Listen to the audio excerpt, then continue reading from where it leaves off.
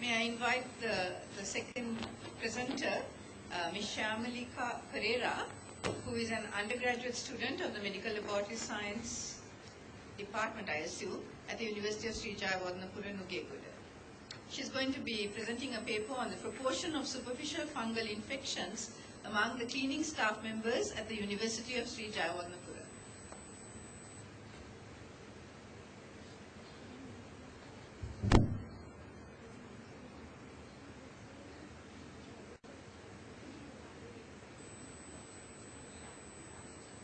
Can you speak into the microphone? Yeah.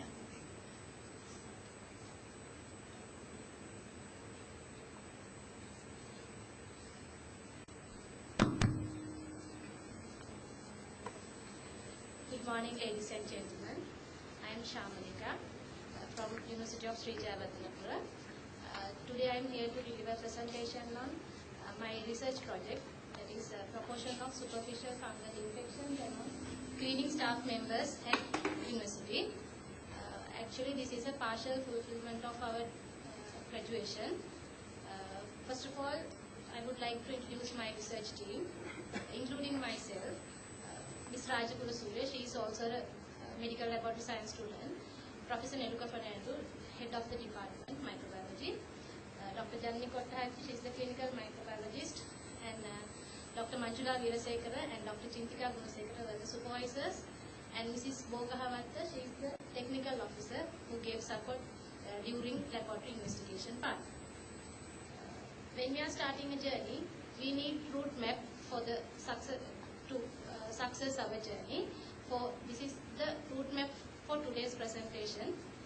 First, introduction and research objectives, methodology, results, recommendation, and some achievements of this research work. First of all, I would like to move on to introduction. Actually, the superficial fungal infections are the infections of keratinous tissue caused by dermatophytes, yeast, and environmental fungi.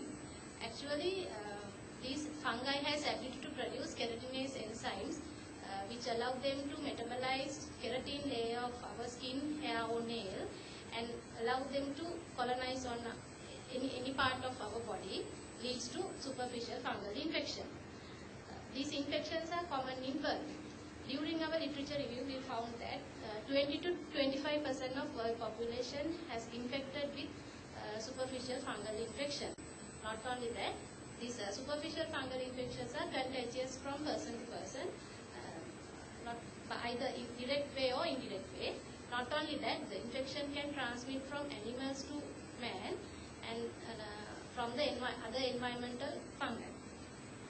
Actually, this superficial fungal infection is a burden for the society. That means it may lead effect with the person's personality and self-esteem.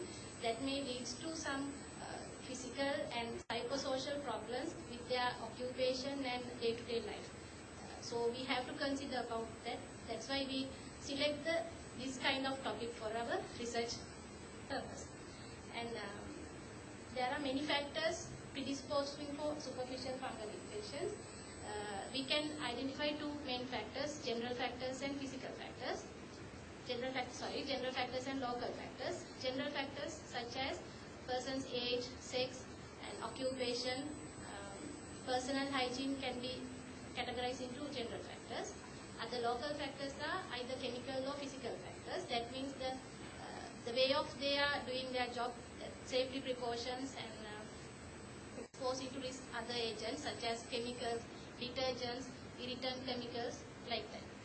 Now I would like to move on to some infections that we are including in our study.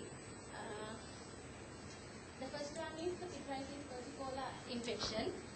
Actually, it can be easily identified as a aluhang commonly. This can be either depigmented or hyperpigmented infection, which was caused by the Malvasia furfur yeast-like fungi. The second one is the ringworm infection. You can easily identify it with the circular active margin with the dried centered area. Then the third one is skin infection. I put the skin infection in foot, but we can found skin infection in every part of our body, especially the skin folded area like axillaries, groins, and under the breast like twice. The fourth one is onychomycosis. This is the picture of distal subungual onychomycosis. That means the nail starts, fungi start invading the nail from the distal part of the nail. The last one is tinea capitis infection, tinea infection on the scalpel, but we didn't put the tinea capitis infection in our study because in 1989, Dr. Atapat has done research and found that very low prevalence of tinea capitis in Sri Lanka because she postulated that the frequent bath of head bath of using soap and water will be the cause for that. With the help of this infection, we observe our research objectives mainly four.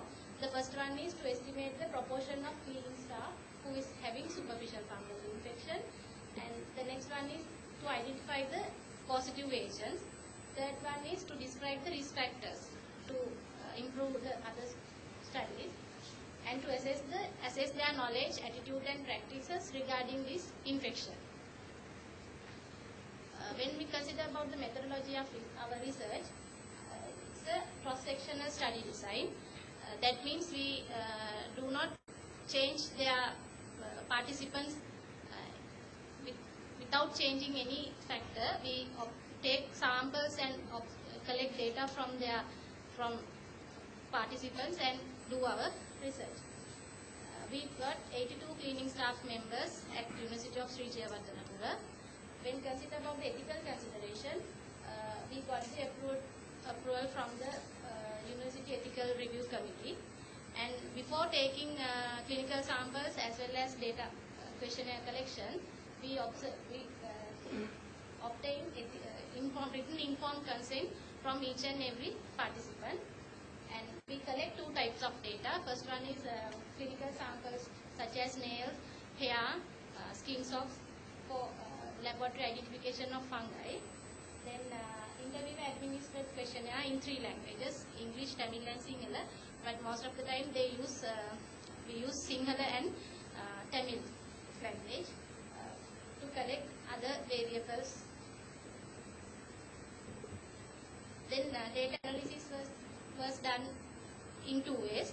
Most pathogenic fungi were identified by using direct microscopy first of all, and then culture into Saprotextros agar with chloramphenicol and without chloramphenicol.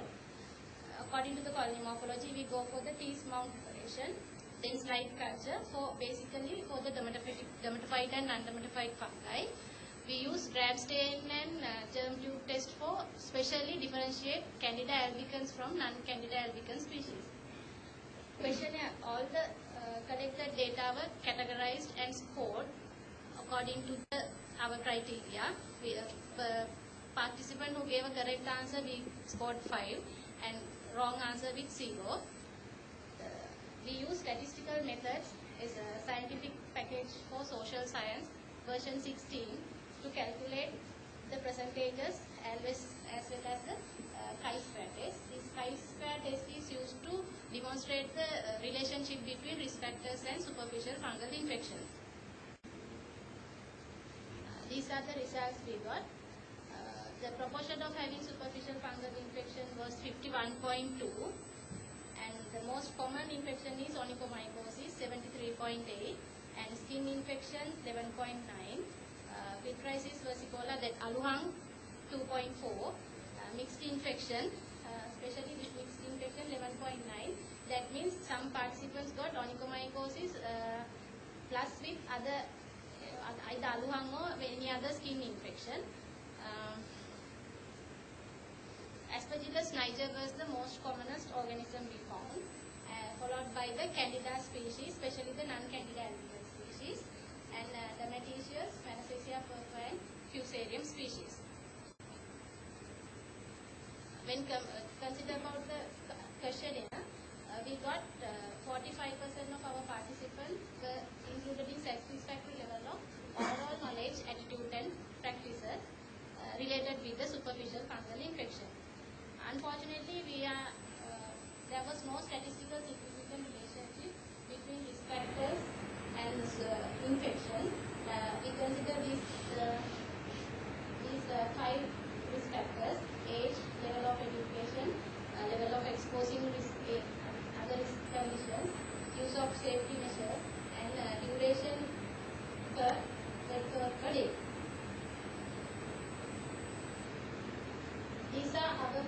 recommendation for the study.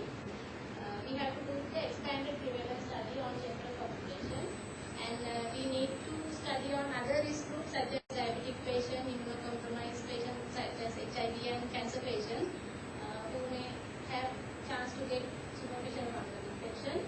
Not only that, we recommend to study on other healthcare, other occupations such as healthcare workers, farmers, especially animal handlers and caregivers. Not only that, antifungal susceptibility pattern is very much important to reduce the emergence of resistant strains. These are some achievements through this research project. We won second place in student postal competition at 30th IFPS Congress held in Germany, and won second place in poster session, poster presentation at scientific session 2012 at Faculty of Medical Science, and selected as guest abstract in annual session of Association of Medical Laboratories and Technologies. So that's the end of my presentation. Thank you very much for being with me, and this is the I would like to thank the organizing committee of Symposium 2013 to give this chance. Thank you very much, and please free to ask any questions if you need any clarifications. Thank you for that very clear presentation. It's now open for discussion.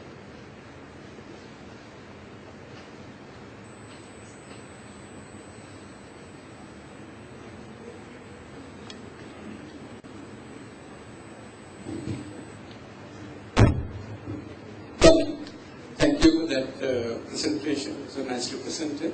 I have one question. This is regarding diagnosis of onychomycosis. You said most common as fungus was Aspergillus niger. I would like to know how you differentiate the colonization or contamination of nail from infection. How did you do that? Thank you, sir.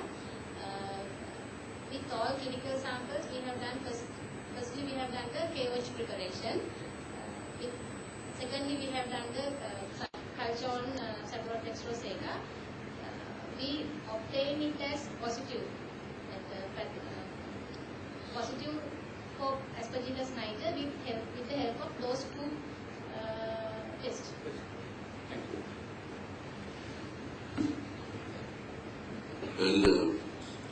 Well, sorry for my voice. Now, we should be very grateful to you for thinking about a problem like this in our clinical practice.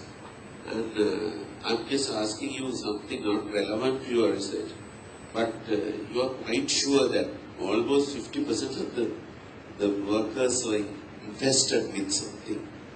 Have you brought that to the notice of the authorities? Did you inform any responsible person looking after this problem, or their managers and all that? There is a problem. This is a very important problem which you have got very clear-cut evidence, and this is not. Hearsay is all proved beyond doubt. Did you do that, or you just... Actually, sir, sorry to say that we didn't inform to the authority person because we are undergraduates, and actually we prescribe some medicines for the patients with our clinical microbiologists and advise them to use to practice on what are the safety precautions that need to take. But beyond that, we are unable to give because our situation. Anyhow, the patients were treated effectively. Thank you very much. That was a very good presentation. Can I ask, you found that 60% also had onychomycosis? 73%, that's quite a large number. Did you relate that to use of footwear? Sorry, sir? Did you relate that infection to the use of footwear? Because it's on the feet, and a lot of people that do not use shoes all the time, whether that is the cause of infection and whether that can be prevented by wearing shoes. When we are collecting data through our questionnaire, we ask from them whether you are practicing with safety boots, but they never see a safety boot actually. But we are unable to correlate with infection and the practicing with safety boots. But in our literature found that in other studies they reported as recurrent wearing of foot tight foot wearing is a predisposing factor for onychomycosis. But in this study we are considering about all superficial fungal infection, not especially for the onychomycosis.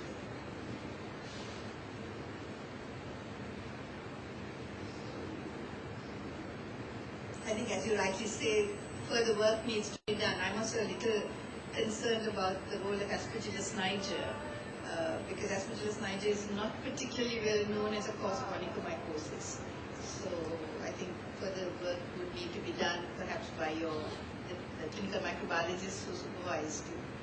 As an undergraduate, you may not be doing that, but they may be continuing the work. Madam, we got one or two literatures from other countries that they've done their research on animal handlers and forestry workers. In their studies, the Aspergillus species was the most common one. And with this study population, most of them are engaged with outdoor working, such as weeding, garbage handling, without proper safety precautions.